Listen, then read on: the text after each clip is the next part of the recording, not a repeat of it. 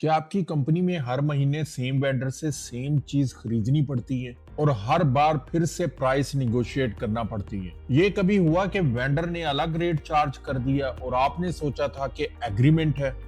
अगर हाँ, तो आज का वीडियो सिर्फ आपके लिए है। हम उडू 19 का एक अंडर यूज्ड लेकिन बहुत ही पावरफुल फीचर देखेंगे, परचेज एग्रीमेंट, जो आपके वेंडर कॉन्ट्रैक्ट्स, रेट्स और प्रोक्योरमेंट को एक जगह लॉक कर देता है।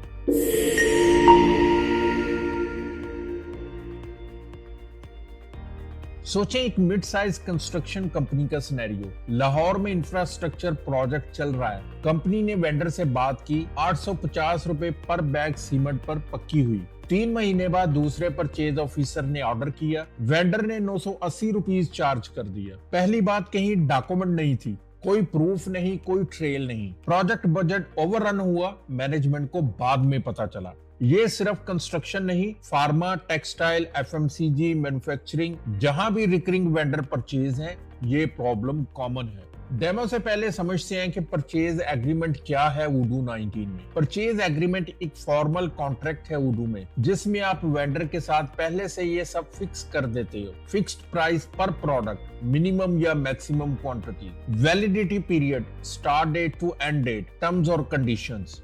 और फिर जब भी उस वेंडर से ऑर्डर करना है, सिस्टम ऑटोमेटिकली वो एग्रीड टर्म्स पुल कर लेता है। Zero manual entry, zero rate confusion. Open कर लिया है। सबसे पहले हम फीचर को एक्टिव कर लेते हैं, तो परचेज एप्लीकेशन को हम ओपन करेंगे और उसके बाद फिर कॉन्फ़िगरेशंस और फिर सेटिंग्स।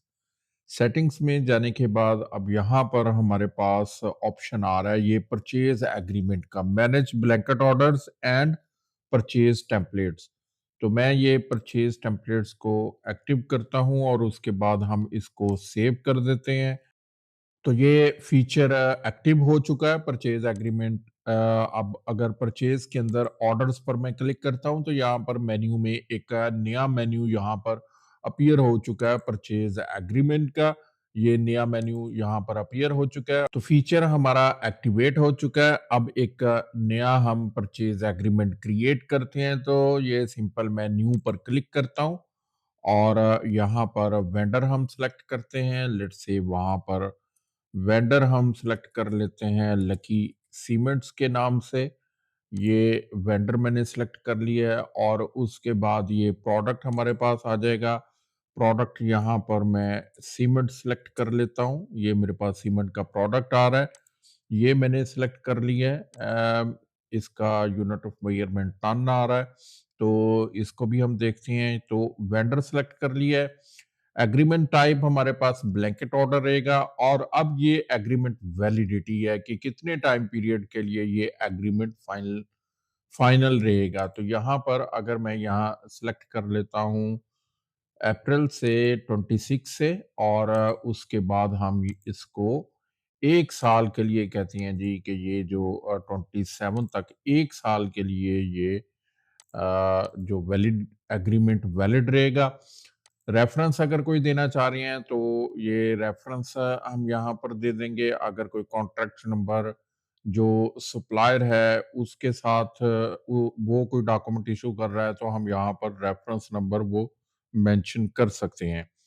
अब ये हमारे पास सीमेंट आ चुका है। अब इसके अंदर ये हमारे पास क्वांटिटी है, क्वांटिटी हम कितनी देना चाह रहे हैं और जो यूनिट प्राइस है वो कितनी रहेगी।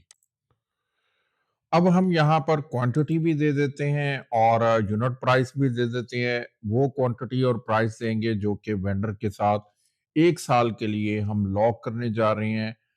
इसका यूनिट ऑफ मेजरमेंट टन में आ रहा है। हम अगर डिफरेंट यूनिट ऑफ मेजरमेंट में लॉक करना है, तो हम यहाँ पर चेंज कर लेंगे। मैं टन में ही रहने देता हूँ और 250 टन हम कर देते हैं। 250 टन सीमेंट हम लॉक करने जा रहे हैं और इसकी जो प्राइस रहेगी, लेट्स से 17,000 पर टन इसकी प्राइस है। तो ये एक कंप्लीट हमने ये एक ब्लैंकेट ऑर्डर क्रिएट कर दिया है 250 टन के लिए।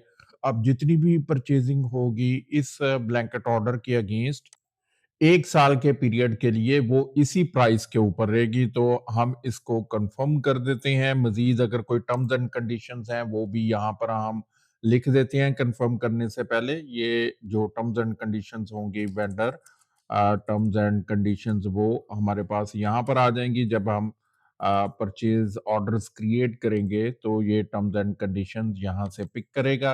तो टर्म्स एंड कंडीशंस भी आ गई हैं।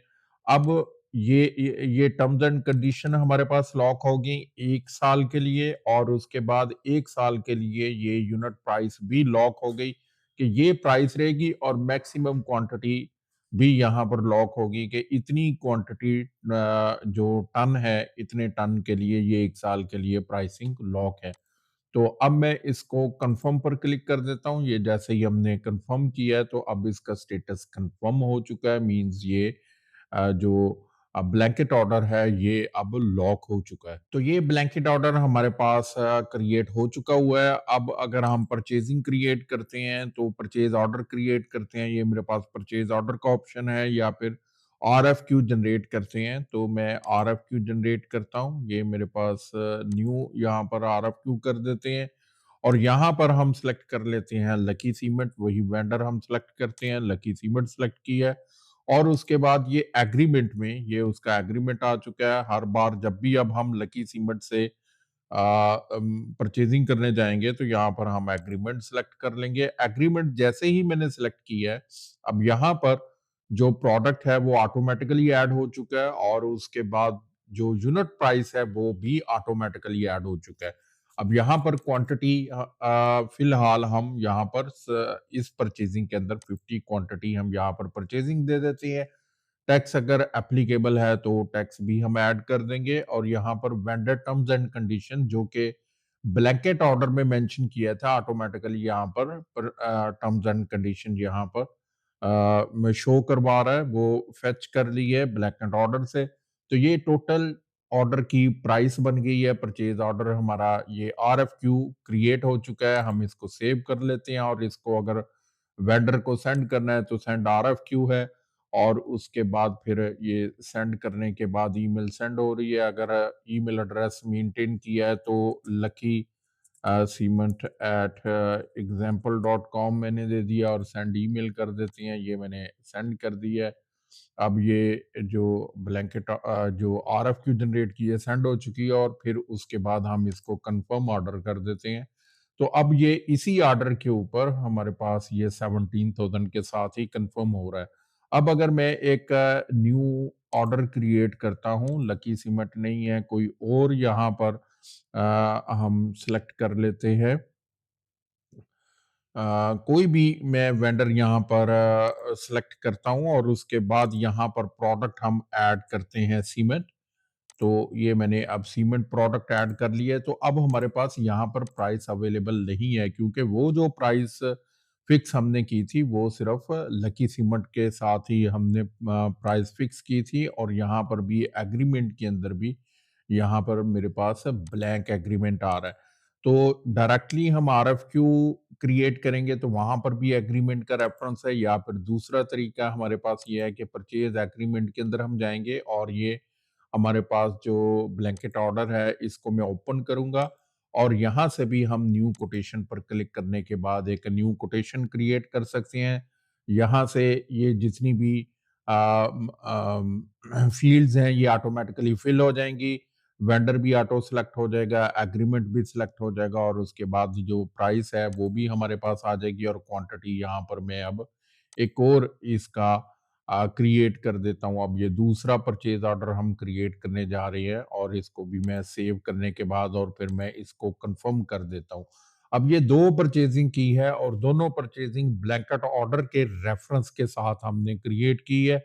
अब अगर मैं ब्लैंकेट ऑर्डर पर वापस आ जाता हूँ, तो यहाँ पर टोटल क्वांटिटी जो थी वो 250 टन थी, जिसमें से 110 हम ऑर्डर कर चुके हैं और इस ब्लैंकेट ऑर्डर के अगेंस्ट जो ऑर्डर जनरेट हुए हैं, परचेज़ ऑर्डर्स वो 2 जनरेट हो चुके हैं और यहाँ पर मेरे पास ये शो भी करवा रहा है कि 2 परचेज़ ऑर्डर्स ऑलरेडी क्रिएट हो चुके हैं। तो अभी ये परचेज़ एग्रीमेंट अभी रनिंग में है, क्लोज़ नहीं हुआ। जैसे ही ये इसकी एक्सपायरी आ जाएगी तो हम इसको क्लोज कर देंगे, मैनुअली भी क्लोज कर सकते हैं या फिर ऑटोमेटिकली ये क्लोज हो जाएगा। अब अगर न्यू परचेज मैनेजर भी आता है और वो परचेज ऑर्डर क्रिएट करता है, तो ऑलरेडी सिस्टम के अंदर एक रनिंग कॉन्ट्रैक्ट पड़ा हुआ है जिसमें प्राइस लॉक है। तो अब प्राइस ऊपर नीचे होने के चांसेस बहुत कम हो जाते हैं। अब जब भी लकी सीमेंट से पूरे साल के लिए हम परचेजिंग करेंगे तो ब्लैंकेट ऑर्डर हमारे पास ओपन है और ऑटोमेटिकली हमारे पास प्राइस आ जाएगी और गलती के चांसेस नहीं रहेंगे।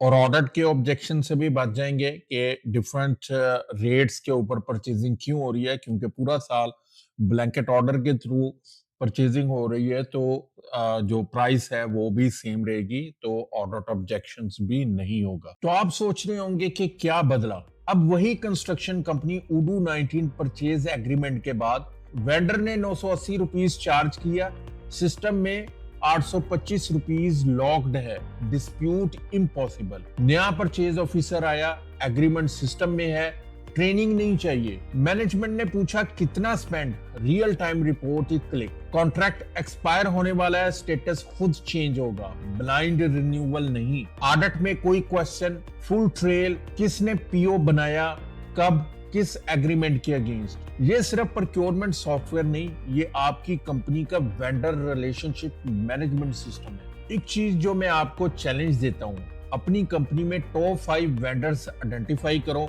जहां रिकरिंग परचेजेस होती हैं और उनके लिए परचेज एग्रीमेंट बनाओ उडू में।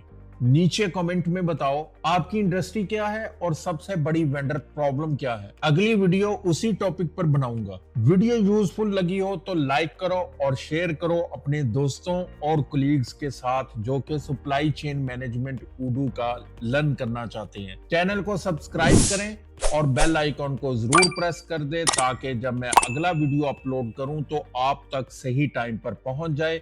तो मिलते हैं अगले किसी वीडियो में, तब तक अपना बहुत ज्यादा ख्याल रखें और सीखते रहिए।